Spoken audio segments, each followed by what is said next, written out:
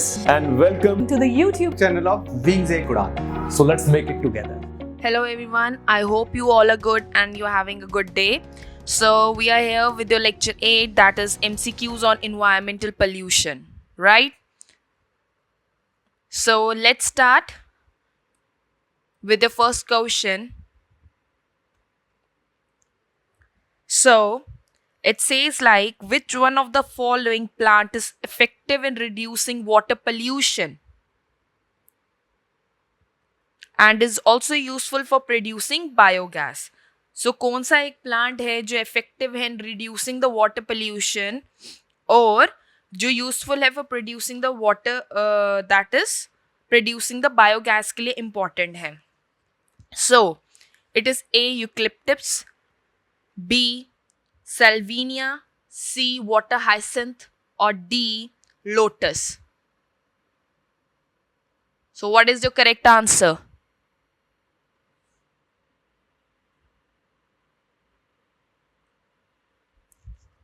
So your correct answer is C. Water hyacinth. What is the correct answer? C. Water hyacinth. Correct? अब जो देखो, जो water hyacinth का एक दूसरा नाम भी है, दैट इज योर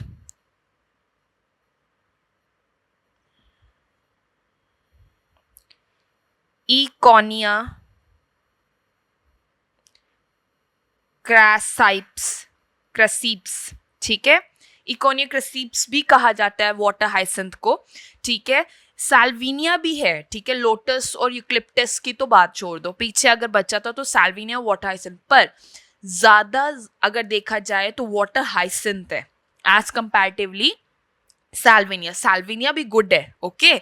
तो कोई एक दो तीन प्लांट है जो वाटर पोल्यूशन को कम करते हैं, ठीक है? अगर हम सिर्फ वाटर पोल्यूशन की बात करें कि वो हेल्प करते हैं, तो उसमें साल्विनिया या वाटर हाइसेंथ, जिसको इकोनिया क्रेसीप्स कहा जाता है, या एक और है दैट इज वुड लेटिस, ये भी तुम्हारा जो वाटर पोल्यूशन है उसको कम करने में हेल्प करता है, ये तीन प्लांट्स। पर जो बायोगैस के लिए भी यूजफुल है, जो उसकी प्रोडक्शन करता है, तो वो है वाटर हाइसेंथ, जिसका दूसरा नाम है इकोनिया क्रेसीप्स, ठीक है? ये क्या करता है, ये ना बहुत जल्दी स्प्रेड हो जाता है ओवर द वाटर बॉडीज, जितनी भी पानी वाली जगह होगी वहाँ पे ये स्प्रेड करता है और ये पानी को क्लीन करने में हेल्प करता है, ठीक है?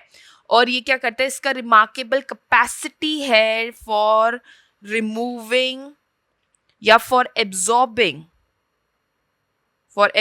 द पोल्यूटेंट्स, ये जितने वाटर पोल्यूटेंट्स होंगे उनको रिमूव करने में या एब्जॉर्ब करने में हेल्प करता है, ठीक है? Right, so let's go with the second question. If water pollution continues at its present rate, it will lead to A. prevent precipitation, B. stops water cycle, C. make nitrate unavailable to water plants, or D. it makes oxygen molecules unavailable to water plants.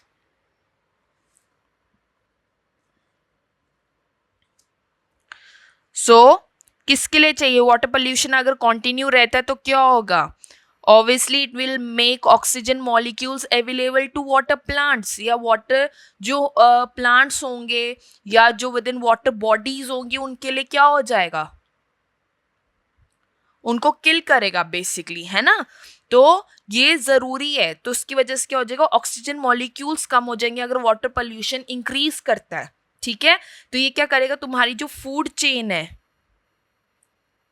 वो damage होगी, जो पानी में plants हैं, जो उसमें fishes हैं उस पर डिपेंड रहती हैं, और फिशेस पे जो बर्ड्स डिपेंड रहते हैं, वो फूड चेन ही डिस्ट्रॉय हो जाएगी, ठीक है?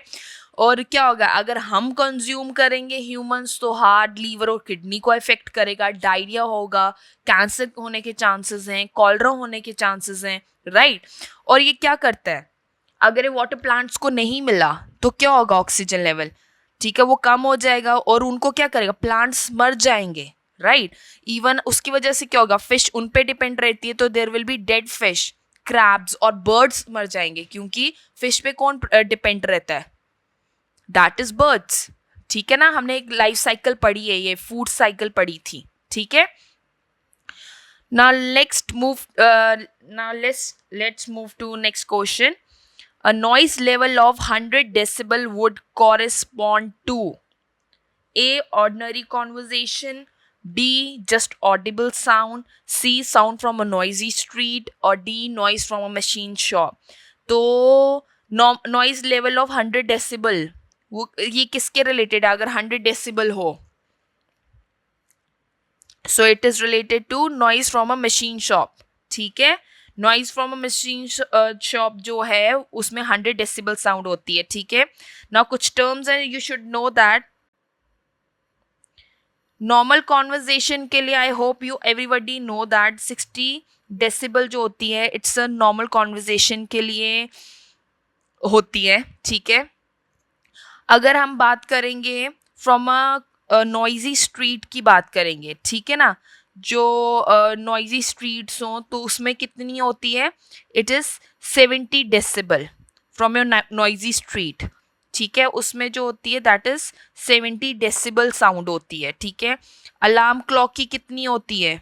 ये कुछ टर्म्स हैं जिनकी पता होनी चाहिए कितनी डेसिबल साउंड होती है. अलार्म क्लॉक की होती है 80 डेसिबल.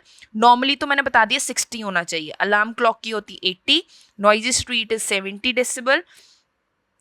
अगर लाउड रॉक कॉन्सर्ट्स हों, जो रॉक कॉन्सर्ट्स होते हैं तुम्हारे, उसकी कितनी होती है? That is 120 decibel. ठीक है, और क्या हो सकता है?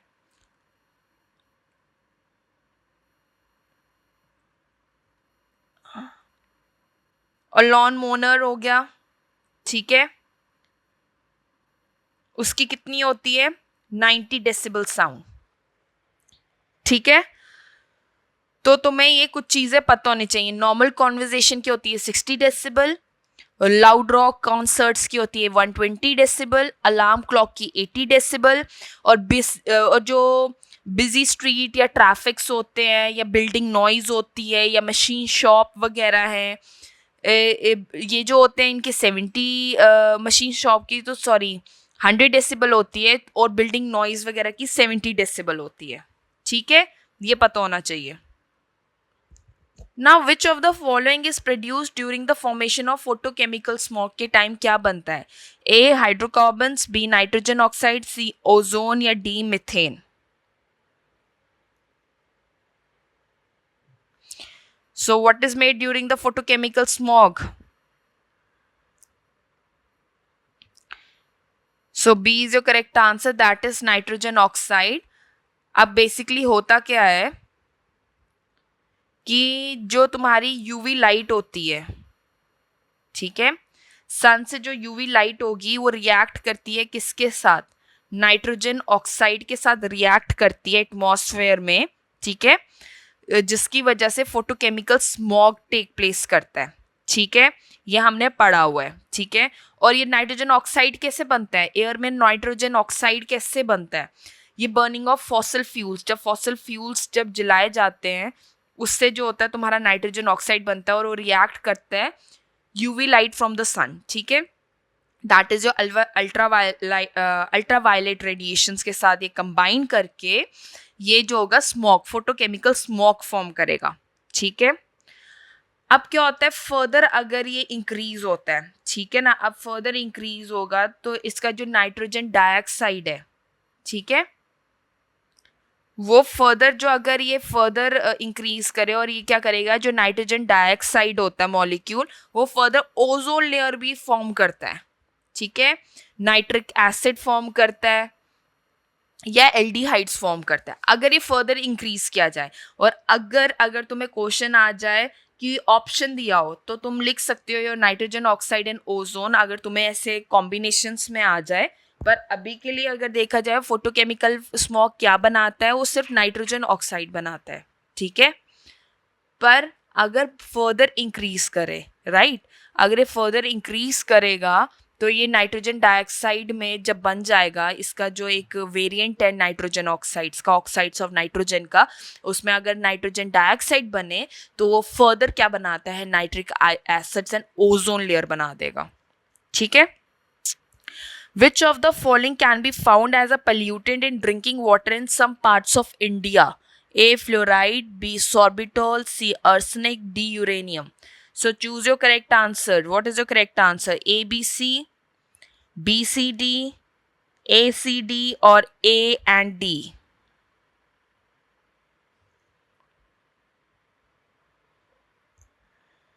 So what is your correct answer? Your correct answer is A, C, D. That is fluoride दिखा गया है, ठीक है, आर्सेनिक देखा गया है एंड यूरेनियम. ये तीनों जो हैं एक्सेप्ट द सॉर्बिटॉल, ठीक है, फ्लोराइड, आर्सेनिक एंड यूरेनियम, ये जो तीनों हैं, ठीक है, they are considered as what? They are considered as pollutants in the drinking water. ठीक है, ये तीनों मिले गए हैं in various parts of India में. ठीक है, done. So third is your correct answer. A, C and D. Next, which of the following are released by steel industry in India? अब स्टील इंडस्ट्री से क्या क्या निकलता है? Oxides of sulphur, oxides of nitrogen, carbon monoxide and carbon dioxide. So choose your correct answer. क्या क्या निकलता है? तुम्हारी जो स्टील इंडस्ट्रीज होती हैं उसमें से क्या क्या निकलता है? Oxides of sulphur, B oxides of nitrogen, C carbon monoxide या D carbon dioxide. So please choose your correct answer. First, third और फोर्थ, सेकेंड और थर्ड. फर्स्ट, थर्ड और फोर्थ क्या हुए तुम्हारे? That is oxide of sulphur, carbon monoxide and carbon dioxide. दूसरा option क्या है? That is oxygen of nitrogen and carbon monoxide. ठीक है, तीसरा ऑप्शन क्या है? That is oxide of sulphur और कार्बन डाइऑक्साइड. और लास्ट ऑप्शन क्या है? All of the above. That is 1, 2, 3 and 4. So what is your correct answer? So your correct answer is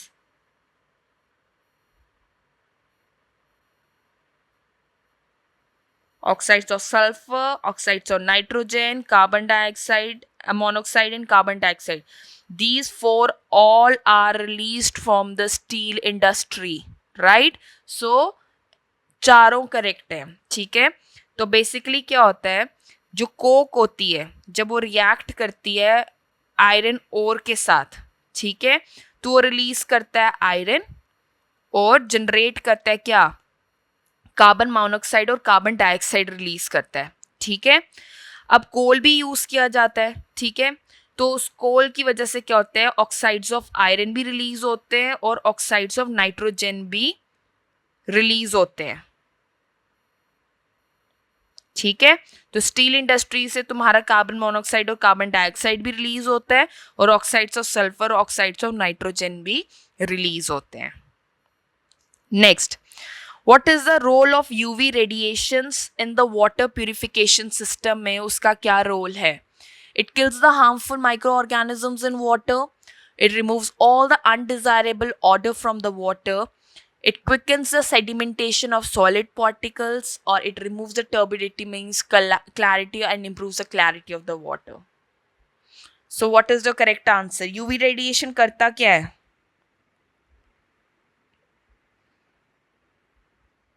I hope तुम्हें पता होगा कि UV radiations it kills the harmful micro organisms in water. जो radiations हैं ये तुम्हारे micro organisms को किल करने में हेल्प करता है, right? So A is your correct answer. Next, the water pollution in river is measured by the dissolved amount of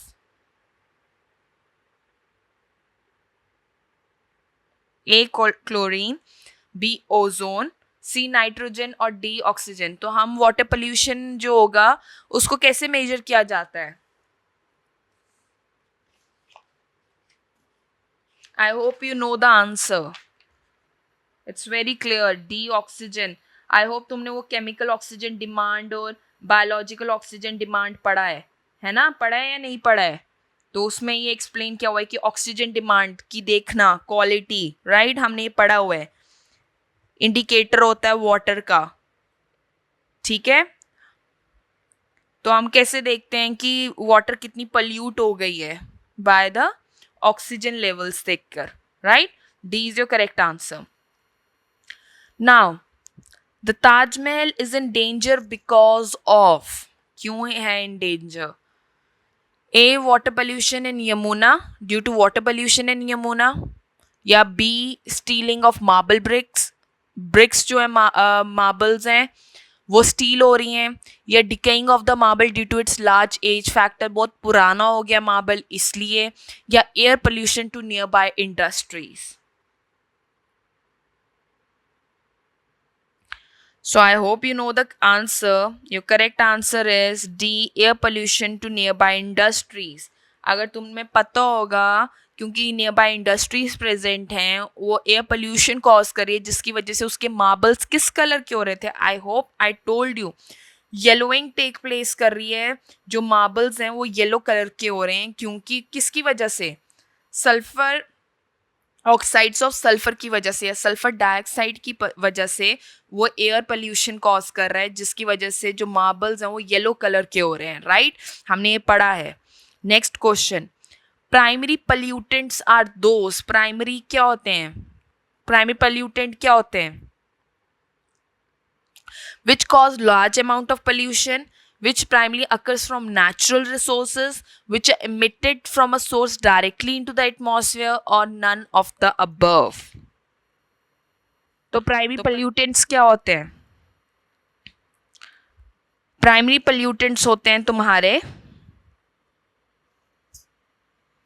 which are emitted from a source directly into the atmosphere. जो primary pollutants हो गए वो pollutants होते हैं जो from जिस form में हैं उसी फॉर्म में एटमॉस्फेयर से वो डायरेक्टली आते हैं एज अ सोर्स. ठीक है, ठीक है. So C is your correct answer. Next, which of the following is incorrect about carbon dioxide. अब क्या गलत है, कौन सी स्टेटमेंट कार्बन डाइऑक्साइड के बारे में गलत है?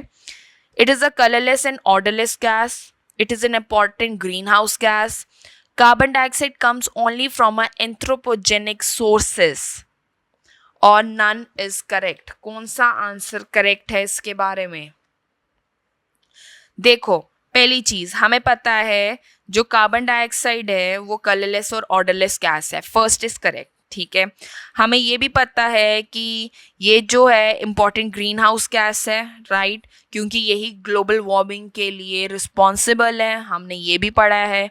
ठीक है, तो carbon dioxide comes only from a anthropogenic source, मतलब फॉसिल फ्यूल से ही कार्बन डाइऑक्साइड बनता है. रॉन्ग, नेचुरल सोर्सेस भी हैं. ठीक है, from your volcanoes, from your hot springs, from your geysers. ठीक है, इससे भी कार्बन डाइऑक्साइड रिलीज होता है. एंथ्रोपोजेनिक सोर्स भी है, जो एंथ्रोपोजेनिक क्या हो गया, जो ह्यूमन एक्टिविटी से रिलीज होते हैं. पर ऐसा नहीं है, नेचुरल सोर्सेज से भी कार्बन डाइऑक्साइड रिलीज हो रहा है. तो ये गलत हो जाएगी स्टेटमेंट कहना कि वो सिर्फ ह्यूमन एक्टिविटी से ही कार्बन डाइऑक्साइड रिलीज होता है. हमारे एटमॉस्फेयर में वैसे भी कार्बन डाइऑक्साइड प्रेजेंट है. So C is your wrong, so C is your correct answer. Which of the following are sources of indoor pollution, किसकी वजह से होता है? तो what is your correct answer? Poor ventilation due to faulty design of buildings, use of disinfectants, fumigants etcetera में release hazardous gases, C paints, carpets, furniture etcetera in room. Choose the correct answer. First और second, second और third, और first और third, और all of the above. तो कौन सा correct है? देखो, अब ये जो है इंडोर पोल्यूशन मतलब ये एयर पोल्यूशन ऑब्वियसली कॉज करते हैं, विद एटमॉस्फेरिक पोल्यूशन कॉज करेंगे. पुअर वेंटिलेशन होगी तो ऑक्सीजन वगैरह की कमी होगी ऑब्वियसली, उसकी वजह से. जो डिसइंफेक्टेंट और फ्यूमिगेंट्स यूज़ करते हो उसकी वजह से वो गैसेस रिलीज करेगा. जो पेंट, कारपेट्स और फर्नीचर्स हैं, ठीक है, इसमें हेवी मेटल्स होते हैं जो तुम्हारे एयर को पोल्यूट करते हैं. Right, so all of the above are correct. So what is your correct answer? Your correct answer is D, all of the above. Right? चलें next. Black lung disease is associated with, black lung disease किसके related associated है? A, coal mining, B, arsenic poisoning, C, mercury poisoning, या D, iron ore mining. I hope you know the answer.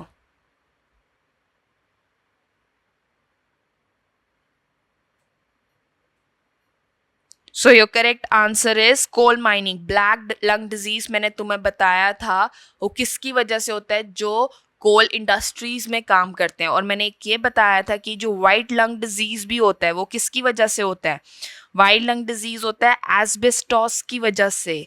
ठीक है, जब तुम asbestos fibres जो होते हैं वो कंज्यूम करते हो, इनहेल कर लेते हो, जो इस इंडस्ट्री में काम करोगे उसमें उनकी वजह से वाइट लंग डिजीज हो जाता है, right. So what is your correct answer? A, coal mining. ठीक है, नाउ अर्सनिंग पॉइजनिंग की वजह से क्या होता है, I hope you know that. Arsenic poisoning की वजह से क्या होता है, स्किन कैंसर हो जाता है, हार्ट डिजीजेस टेक प्लेस करते हैं, right.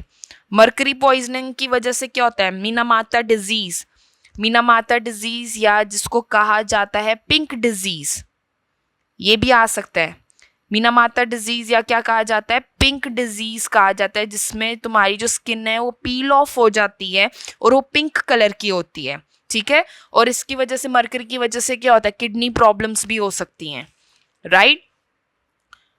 Iron ore mining, iron ore mining की वजह से क्या होता है, सिड्रोसिस, सिड्रोसिस क्या होता है, लंग डिजीज टेक प्लेस करता है, ये ऑक्यूपेशनल लंग डिजीज होता है।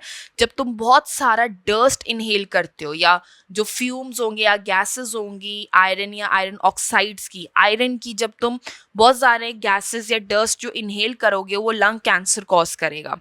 ठीक है, तो इसको कहा जाता है आयरन ओर माइनिंग डिजीज, जिसको क्या कहा जाता है, सिड्रोसिस।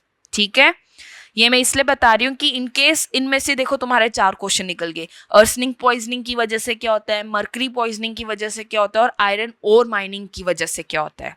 ठीक है, let's move on. The state where the water acquires high concentration of nutrients, nitrates, phosphate is known as A. Biomagnification, B. Eutrophication, C. Nitrification या D. Ammonification। क्या कहा जाता है, जहाँ पे वाटर में हाई कंसेंट्रेशन ऑफ न्यूट्रिएंट्स हो जाते हैं तो उसको क्या कहते हैं? I hope you know it is eutrophication. B is your correct answer. हाँ, हमने पढ़ा था ना कि एक्सेसिव ग्रोथ हो जाती है एल्गी की, प्लांट्स एंड एनिमल्स की पानी में। ठीक है, क्योंकि उसमें न्यूट्रेंट्स होते हैं, इनरिच्ड होते हैं। कौन से? इन पर्टिकुलरली जो तुम्हारा नाइट्रोजन और फॉस्फेट्स होते हैं। फिर हमने नेचुरल यूट्रोफिकेशन पढ़ी थी, कल्चरल यूट्रिफिकेशन पढ़ी थी, राइट, तुम्हें याद होगा। फिर हमने ये जो बाकी टर्म्स हैं आई होप ये भी तुम्हें पता होंगी। बायोमैग्निफिकेशन क्या होता है, नॉर्मली तुम्हें पता है ना बायोमैग्निफिकेशन क्या होता है। बायोमैग्निफिकेशन क्या हो गया, जब बहुत सारा एक्यूमुलेशन इकट्ठा हो जाता है तुम्हारा केमिकल, जब एक ऑर्गेनिज्म जो पानी में है वो बहुत सारा एक्यूमुलेट, जैसे डीडीटी की बात की थी हमने, वो एक्यूमुलेट होता रहता है। फिर हमने वो कहा था वो फूड चेन में विद टाइम इंक्रीज करता जाएगा, है ना, with in your food chain, कि उसको फिश खाएगी, फिश को बर्ड खाएगा, तो वो जो डीडीटी के लेवल्स हैं वो इंक्रीज करते जाते हैं, एक्यूमुलेट होते रहते हैं। ठीक है, ये हमने पढ़ा था। नाइट्रिफिकेशन क्या होती है, इसमें क्या होता है, जो तुम्हारा एमोनिया है वो नाइट्रिक में कन्वर्ट हो जाता है। क्या होता है, जो नाइट्रिफिकेशन में क्या होगा, जो तुम्हारा ऑक्सीडेशन टेक प्लेस करती है एमोनिया की टू व्हाट, नाइट्राइट्स, तो उसको कहा जाता है नाइट्रिफिकेशन। और जब एमोनिफिकेशन क्या होगा, जब तुम्हारा जो नाइट्रोजन है वो एमोनिया में कन्वर्ट हो जाए टू अ सिंपलर फॉर्म। ठीक है, और इसको कौन कन्वर्ट करता है, बैक्टीरिया हो गए या डिकम्पोजिंग ऑर्गेनिजम्स हो गए, जो नाइट्रोजन को एमोनिया में कन्वर्ट करेंगे, उसको कहा जाएगा एमोनिफिकेशन। और नाइट्रिफिकेशन हो गया जब एमोनिया नाइट्राइट्स में कन्वर्ट हो जाएगा, उसको कहा जाएगा नाइट्रिफिकेशन। ठीक है, चलते हैं आगे। Which of the following are the main source of non-exhaust vehicular pollution? के लिए कौन कौन से रिस्पॉन्सिबल हैं? That is resuspension of road dust, brake wear, road surface wear, or all of the above. So what is the correct answer?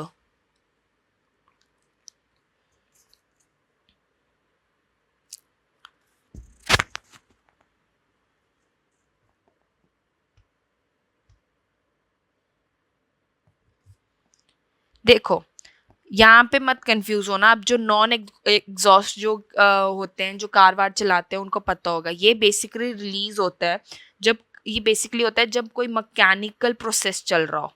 जैसे कब, जब तुम ब्रेक लगाते हो या क्लच करते हो या टायर का कोई ब्रेक लगाना या टायर होना, या जब तुम रोड सरफेस पे चल रहे हो, ठीक है, या रोड डस्ट की वजह से, इन सब की वजह से नॉन एग्जॉस्ट पोल्यूशन क्रिएट होता है।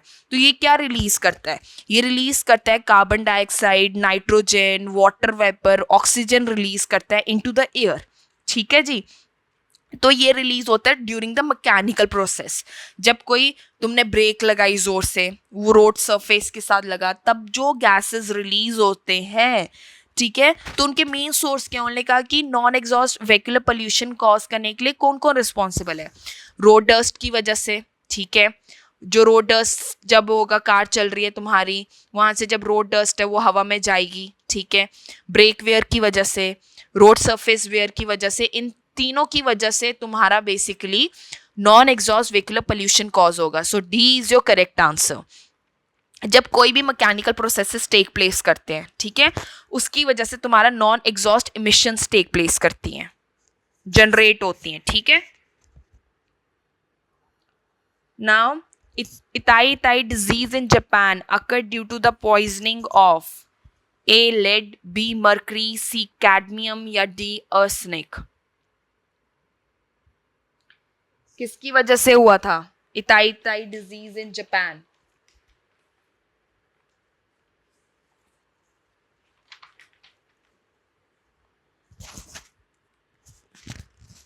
सो it occur due to what? Cadmium, C. इसमें क्या होता है? स्केलेटल डिफॉर्मिटीज हो जाती हैं, पेनफुल स्केलेटल डिफॉर्मिटीज, ठीक है ना, ये पढ़ा है ना, जापान में हुआ था, ठीक है। लेड की वजह से क्या होता है? लेड की वजह से तुम्हें क्या होगा? लीवर डैमेज हो जाती है, किडनी डैमेज हो जाती है, ब्रेन डैमेज हो जाता है, राइट। नेक्स्ट, मरकरी की वजह से तुम्हें पता है मीनामाता डिजीज, जिसको पिंक डिजीज कहा जाता है, बता दिया है। आर्सेनिक की वजह से ब्लैक फुट डिजीज हो जाता है, ठीक है, this you should know. Next, lichens are considered important in the study of atmospheric pollution because, क्यों लाइकन्स कंसिडर्ड किए हैं कि हम उसको पढ़ सकते हैं कि एटमॉस्फेरिक पोल्यूशन के लिए लाइकन्स को क्यों चूज किया गया है? अब ऑप्शन क्या है? They readily multiply in the polluted atmosphere.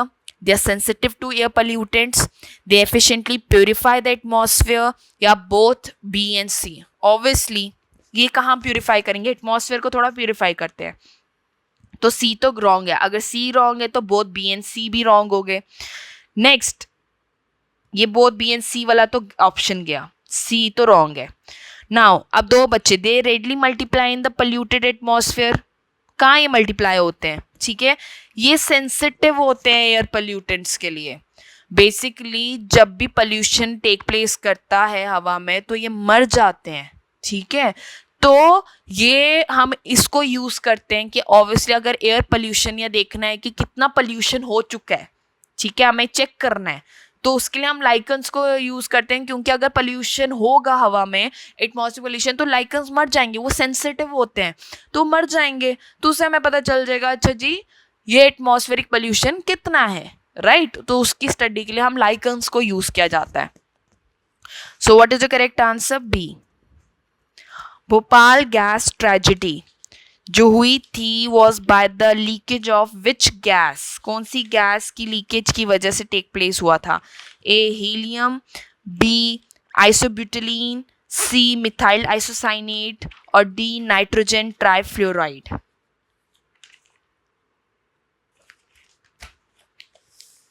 So what is your correct answer? Your correct answer is methyl isocyanate. ये कब हुआ था? 2 अक्टूबर 1984 को Bhopal gas tragedy take place की थी। और ये कहाँ हुई थी? It was leaked in the air from a pesticide plant of Union Carbide factory. Union Carbide factory है, वहां से रिलीज हुआ था। In what year? इन 2 अक्टूबर 1984 में, राइट। चले next. The gradual reduction in the amount of global direct irradiance at the Earth's surface that was observed in early 1950 is called as. जब reduction हो जाती है तुम्हारी रेडिएशंस की, सोलर रेडिएशंस जो होती हैं एट द अर्थ सरफेस, जब वो कम हुई थी, वो ऑब्जर्व की गई थी 1950 में, उसको क्या कहा गया था? Global warming, global cooling, global temperature और global dimming. So what is your correct answer?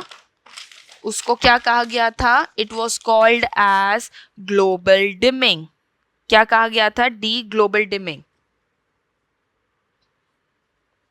ठीक है.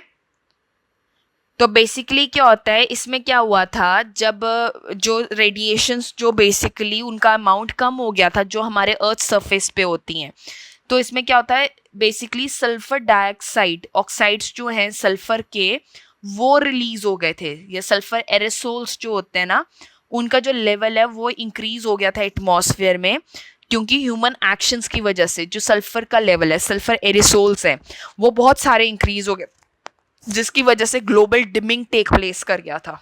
ठीक है. So D is your correct answer. Which is the coldest part of atmosphere? A, thermosphere, B, mesosphere, C, exosphere, D, stratosphere. So your correct answer is B, mesosphere. ठीक है. अब तुम्हें layers अगर पता होंगी तो सबसे पहले कौन सी लेयर आती है? ट्रोपोस्फेयर, फिर आती है स्ट्रेटोस्फेयर, फिर आती है मीजो और लास्ट है थर्मोस्फेयर. ठीक है. ट्रोपोस्फेयर हो गया सबसे नीचे वाली लेयर होगी जहाँ पे हम रहते हैं. ठीक है. यहाँ पे तो सारे वेदर्स होते हैं, हर एक तरह का हम टेम्परेचर देखते हैं, राइट. फिर आ गया तुम्हारा स्ट्रेटो. ठीक है. ये ट्रोपो से लेके अबव द ग्राउंड ये जाती है, स्ट्रेटोस्फेयर लेयर होती है. फिर उसके बाद आती है मीजोस्फेयर, ये होती है स्ट्रेटो से लेके, ये स्ट्रेटो के अबव होती है. ठीक है. और ये सबसे कोल्डेस्ट होती है, लेयर होती है. ठीक है. कितनी होती है? -173 डिग्री सेल्सियस भी इसका टेम्परेचर जा सकता है, राइट. और जो तुम्हारा थर्मोस्फेयर है, जो थर्मोस्फेयर होता है, इसमें जो तुम्हारी हाई एनर्जी एक्स रेज होते हैं या यूवी रेज होंगी ना, वो सारी एब्जॉर्ब हो जाती हैं. जो थर्मोस्फेयर में ये जितनी भी जो बहुत हाई रेडिएशन जो तुम्हें स्किन कैंसर कॉज कर सकती हैं, जो तुम्हारे लिए हार्मफुल है, ये उन रेस को क्या करता है? एब्जॉर्ब करता है थर्मोस्फेयर. ठीक है जी. चलें आगे. Now, which of one of the following vehicular fuel is currently accepted as eco-friendly? A, diesel, B, LPG, B, petrol, C, LPG या D, CNG. I hope everyone know that. What is your correct answer? CNG, compressed natural gas, जो आजकल use हो रही है, it is considered as eco-friendly. So D is your correct answer. ठीक है. By this we come to an end of your environmental pollution, right? So I hope you all get it with this. So all the best. Please tell your answers. I hope you get some new knowledge today.